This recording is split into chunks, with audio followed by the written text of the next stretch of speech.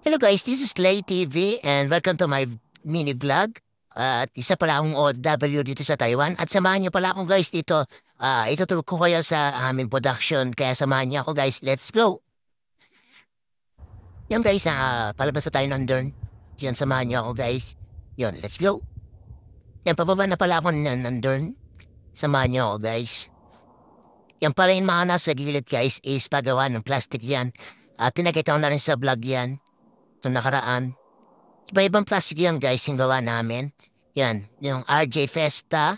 Iba-ibang klase kasing gawa namin guys. Meron siyang pang mall, at pang palengke, garbage. Kaya maraming order sa amin. Tsaka hindi kami nawawalan ng gawa. Maraming order. Minsan tambak kami, pero kaya naman at least merong OT. Yan, yung mga nasa taas niyan guys is plastic. Ito yung pala yung warehouse namin guys. Warehouse namin yan. Iba-ibang plastic yung mga nandyan. Meron din no good, nilalagay namin sa gilid. Sayang kasi ginagawa pa namin yung ano yan. Ulit. Yan. Yan guys, ito yung pala yung kusina namin at CR. At dito pala kami kumakain guys. Yan. Ang nabuluto kami. Pagkatapos niya kami kakain. Ayan pala yung mga ingredient guys. Yung kung paano kami magtimpla. Yan. Yung mga nasa akong na parang ano yan. Parang maliliit na butil. Pero bebang kulay yan guys. Yan. Yan guys, yung nasa gilid din ng mga yan guys. Plastic din. Yung iba kasi kunti lang guys. Pag meron kaming ulit gagawang ibang plastic, ihanapin namin dyan yung tira at ilalagay namin para makatanggal na yung mga ibang ano nandyan sa gilid para hindi nakatambak. Yan pa yung gawa namin guys. Tapos namin gumawa ng plastic or patapos na palang sa rolyo, ilalagay namin dyan sa sako. Yan pala yung machine namin guys. Yan yung tabasan sa makina. Yan. Yung sa likod niyan guys is rolyo. Yan. Yan yung sensor. Yan yung rolyo namin guys. Meron pa mas malaki dyan. Yan yung gawa namin guys. Yan. Yan pang ano yan guys is grocery.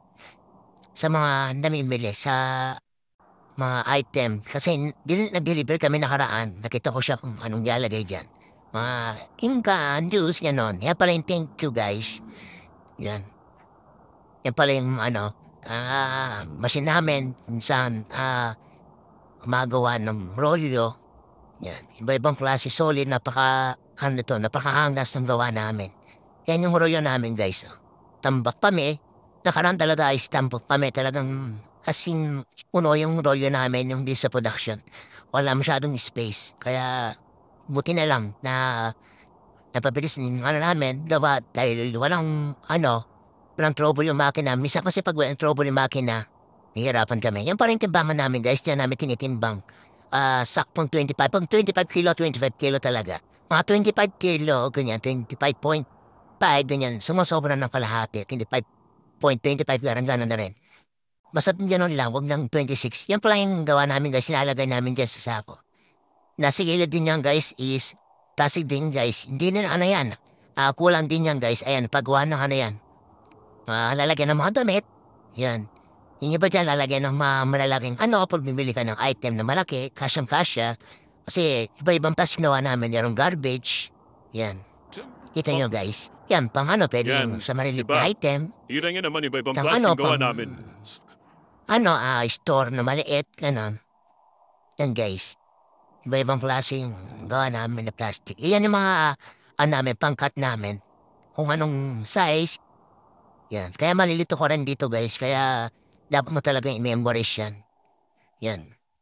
Kaya mo na pala makalimutan. Ito pala yung sa likod niya guys. Is, timplahan na yan guys. Kung saan namin nalagay yung ingredient. Yan. Bale yan guys, sinisip-sip niya papunta doon sa makina. Yan guys. Kita nyo, butil lang siya, maliliit. Napakaangas nga guys eh. Yan guys, yung namin. Kung saan tayo nilalagay ng mga timpla. Yan yung mga sako na pagkatapos namin gamitin. Nilalagay namin dyan dahil nilalagay namin sa plastic. Pagkatapos ng gawa. Yan yung mga timpla guys. Misa kinikilo namin kasi iba-ibang kulay yung ginagawa namin. Yan pala yung mga machine namin na kung anong gawa namin, ilalagay namin sa salpak namin. Yung like yung pinagkita kong B-Pre RJ na anong design. Diba? Para hindi kayo malito. Sobrang laki ng production namin guys. Kita nyo naman. Nasa ground phone lang siya. Yun guys, maraming salamat sa mga suporta nyo. Sana hindi kayo musawa na supportahan yung vlog ko. Don't forget to share and like na rin guys, kaya lagi kayo sana updated kayo sa mga video ko. Yun lang pa guys,